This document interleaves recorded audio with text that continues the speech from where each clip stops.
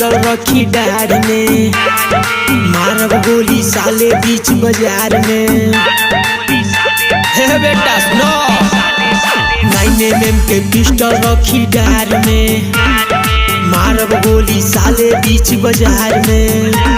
हर इतना पावर होला गोरखपुर के रंगदार में।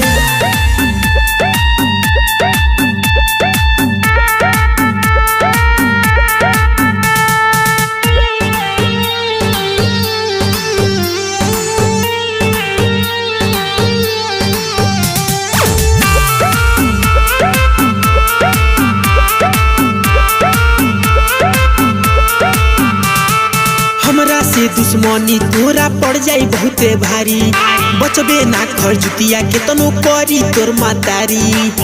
समझ में आया बेटा? सुनो,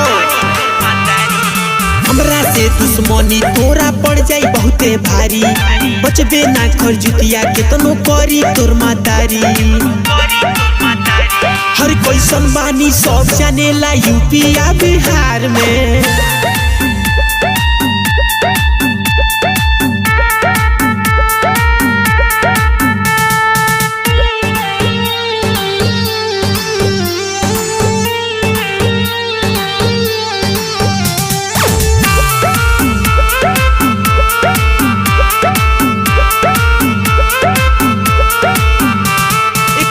के बेटा बाड़े तो सामने से मिला ले नजरिया, मोहन मंदिरा रिकी के जानेला पूरा शहरिया।